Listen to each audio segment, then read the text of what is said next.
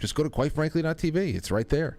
You can watch the 7 o'clock show there, too. It rolls right into the after show. We're building really smooth systems, and we're slowly piecing together a vision that is nowhere near come to full fruition. But it's getting there. Remember, we are not people that believe in finish lines, ladies and gentlemen. We believe in the journey and always getting better and more interesting. So there you go for the after show. Lots of artificial intelligence related movies. Jay Gulanello got in touch with the show, said we can talk about poop if you want tomorrow. Very, very small amount of poop. Just small. We could talk about this one, pill, and also C. diff, just very shortly, because there's other things I want to talk about. We might do that farming thread tomorrow. We can also jump into the fermented foods and how they can actually increase testosterone, increase the size of your testicles. That in particular, that one study that made the mice walk funny because their balls got 15% bigger, and they also had wonderful shiny coats. Those good for them.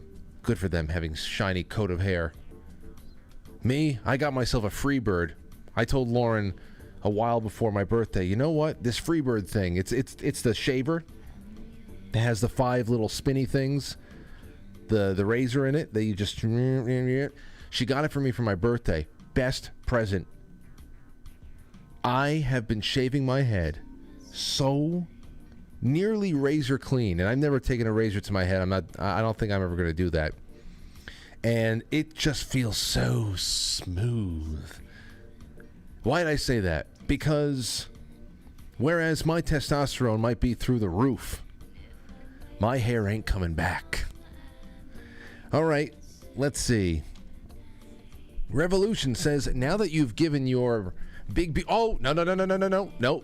He says, now that you've given your big, beautiful wood away for a second time, I can safely send chats without fear of being closet and gay, no Cuomo. Meanwhile, what time will June Thursday book club be? Peace out, Rev. It'll be around 8:30. But guess what, ladies and gentlemen? Last night's winner, Booze Fighter Ahab, has respectfully declined the stove top cover because, again, not because they weren't they were disgusted by it. It is marvelous work. It comes at a great price over there at Dr. Gottwood's, but they just don't have the room for it, and they don't know whatever. They were really just sending a super chat. This is one of the things I thought about with a specialty item like this. A lot of people out there are just sending super chats to interact with the show. So guess what? We're drawing again right now. Thank you so much, Rev, for reminding me. So there are many of you out there who will, in just a few seconds, lose for a third time this week. And one person will win after losing 2 times before that. So here we go. I'm touching every last one of these things. There you go. Everybody's getting touched. There you go. A little wiggle for you. Skiggly-doo, skackly-boo. And here is our winner. Who has won it? The winner is Gino. And Gino, I know, had sent in... Where is Gino from the other day? This was Gino from 2 days ago. Damn it, Francis. I just finished my hockey game and saw I didn't win your wood. It was all I ever dreamed of. Oh, well, maybe next time. Now, watch me go home and email Gino and say, hey, man, you won. Congratulations. And he says, I was just kidding, man. I really don't need the stovetop cover. And then I'll come in here tomorrow for a 4th. People are going to start rejecting the stovetop cover just because the nightly raffles are just getting hilarious at this point. So congratulations, Gino. I got to find things to send as consolation prizes at this point. All right, Jimmy Ed says, my family has been watching you for 8 years now. We love the guests, the callers, the chat, and you, Frank. Thank you. Clap, clap. Thank you, Jimmy. That's 8 years. That's a great compliment. Thank you for spending all that time with me. I have a couple here from Bad Career Advice Chad. He wants me to go claim my podcast on fountain.fm. Well, okay, send me that in an email, Chad. Thank you so much. He said, Chad again says, you need to have Dave Jones, the pod sage and co-creator with Adam Curry of the Podcasting 2.0 movement. He holds the keys to the future of value for value direct support. Well, hey, he's the droid you are looking for. Send him. I love to meet new people. Send him my way. And the last thing here says, hey, Frank, it's Chad. We need to stop meeting like this.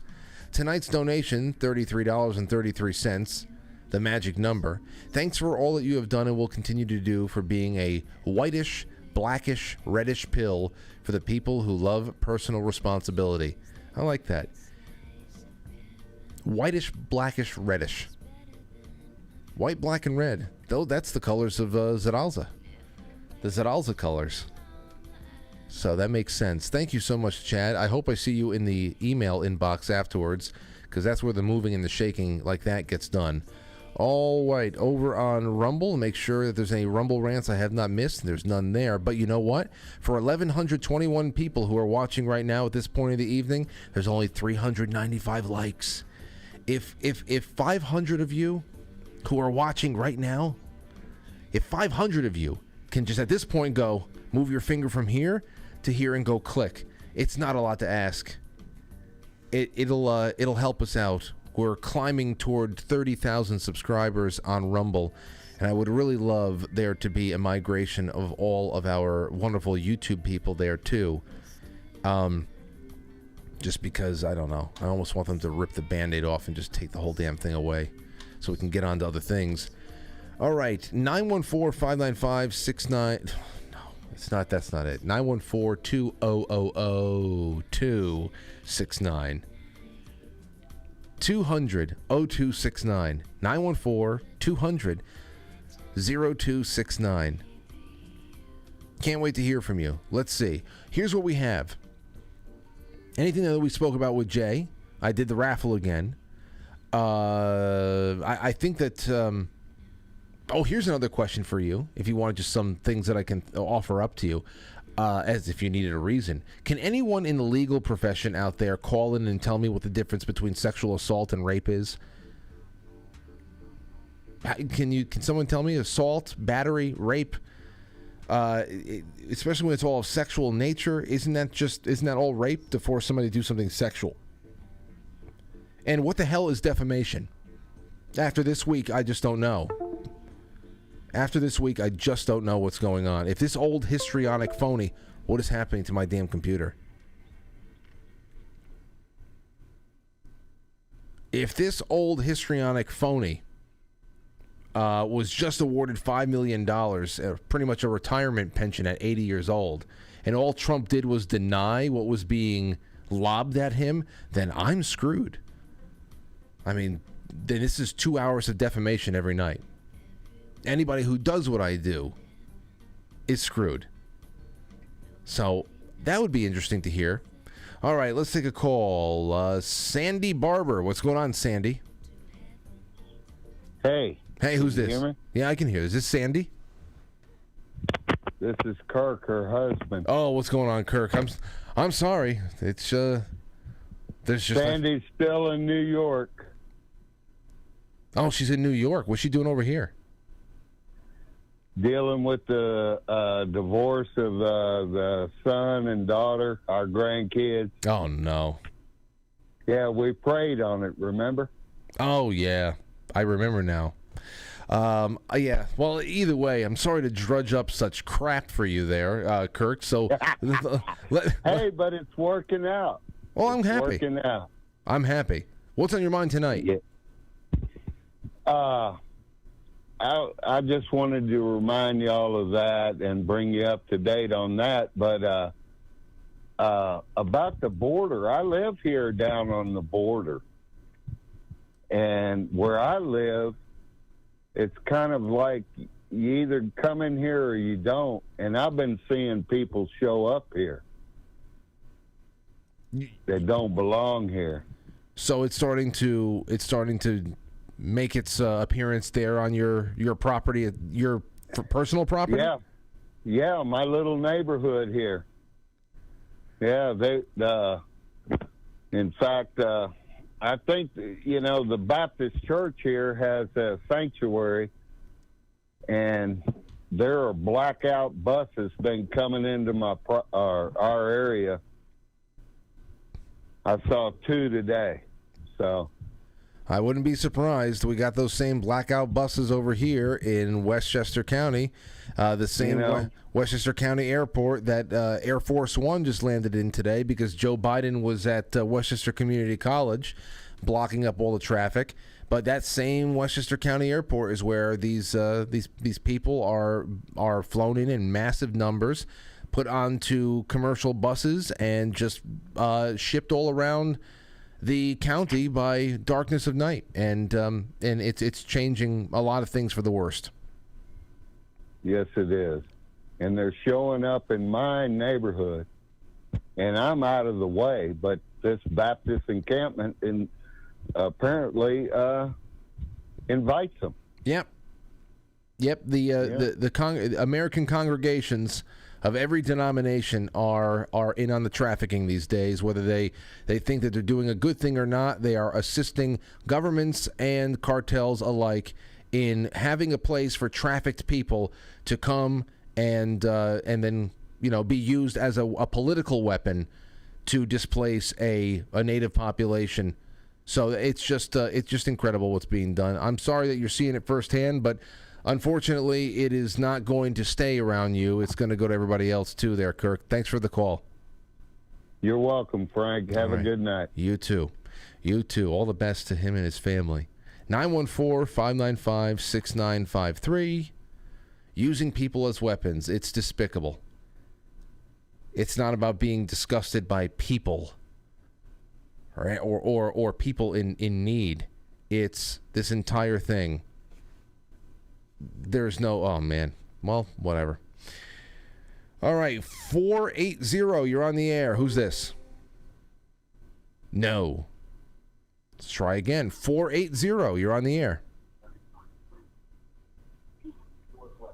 Okay, they were there. What is going on, Truth Quest? Hey, Frank. How are you doing? I'm doing great. It's great to have you on. Well, thank you.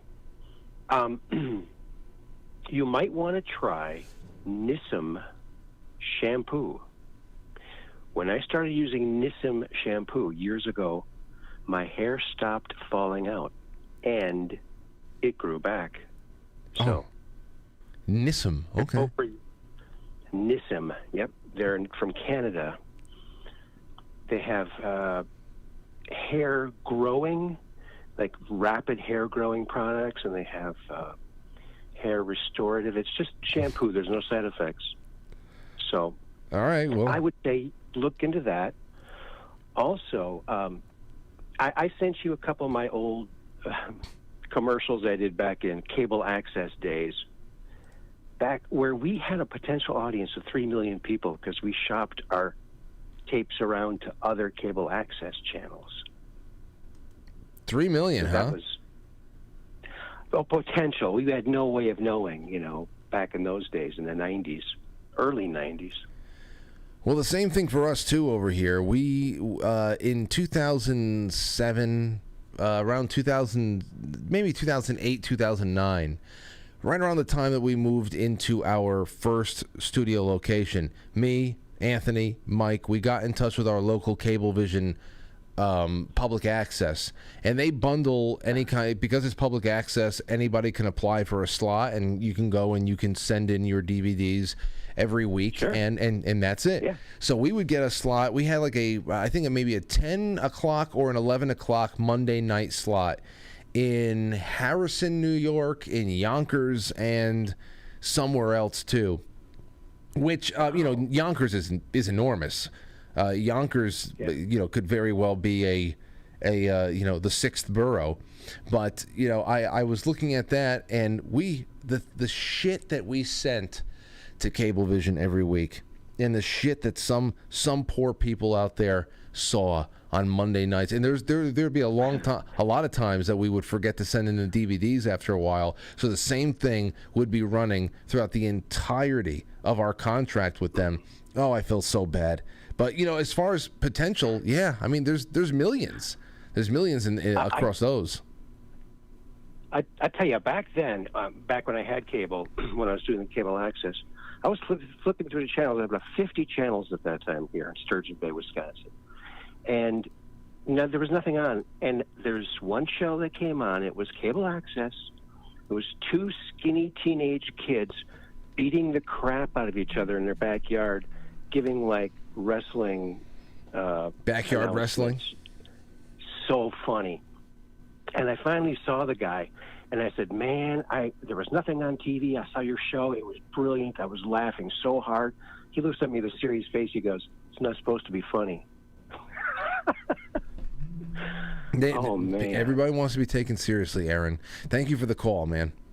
All right, man. Take care, buddy. There you go. I had a couple of friends who were doing backyard wrestling in New Jersey, and I think they gave that up. But I always wanted to have something like, there's smaller wrestling organizations that they just, I don't know.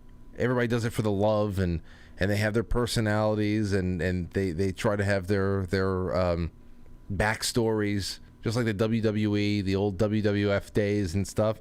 And there's a lot of those smaller ones. I would love to find a small wrestling organization that is putting out new content that we can partner with, and we can have a night where that stuff can be seen on the network, and it is nearly exclusive because of how small the organization is, or whatever. I don't care how I would love to do that. Things like that. Anyhow, let's go. 914-200-0269. We have a couple of super chats. The Gold Pills. Crockett Man says, Frank, you should interview Badass Uncle Sam during the tribute month. He's a host on Patriot Soapbox. Well, send me some information about him. And what is so badass about Uncle Sam? Chai Possum, thank you so much. Sean Joe, Jesse 81138, Porpoiseful, Sean, all these wonderful people that I see every night sending gold pills to support the network. Thank you over and over. Movie Monday, Children of Men or The Road, says Swickley. For what it's worth, your symptoms appear to be GPU related to me. Cheers, Frank. Well, I guess we're going to know soon enough. And I think Chad gave himself over to the gold pills as well to make sure I saw about his podcasting offers. So let's take another call. Let's see. C. What's going on, C? This is Chris. Called in a couple times. What's going on, Chris? Sorry about your new phone system challenges.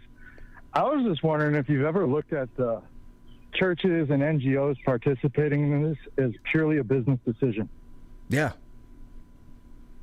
Yes. I mean, that's what it seems like to me. Intersectionality took the public sector, so you get all that. All the intersectional votes are clearly Democrat, but these guys seem like they're just trying to siphon the would-be's real hard. Oh, this is a lot. This is a lot of money coming straight from D.C. I mean, these faith-based initiatives on the border, they are funded by our taxes. The taxes that are collected from us, part of that goes to these organizations. I mean, we're talking about trillions that are just taken and circulated, and you lose track of them. So yeah, it is all business decisions, and of course, because they have a front of a Lutheran church over here, a Baptist, a Catholic church. It seems to be all very humanitarian, but it's they're dealing their business in dealing and moving people. They move people for a business. Most definitely. In them into the public schools, they'll turn them intersectional, or do you think this population is going to be staying religious due to the church's required investment in them as people? I don't know if it's required, but their active investment or appearance of investment? I missed that, Chris, because you broke up.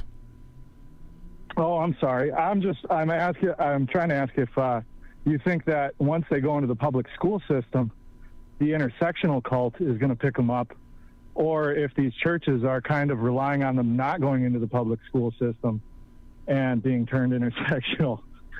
If that makes any sense. I think damned if you do, damned if you don't. Private schools, you might have some luck avoiding the kind of mental meat grinder from the I don't know, in the private charter schools. You might be able to find a lot of schools that you can trust, that you can vet all the teachers, the staff, and what their curriculum is. It could be wide open. I'm not denying that there's some good people out there, and thanks for the call, Chris, and good schools out there. But I don't know if they have any interest. I don't know if they get paid. What do they care? Where do they go next? Wherever they go next, they're going to be subsidized by us, and then especially their education, and the education that awaits them is all about how noble they are and their ancestors were.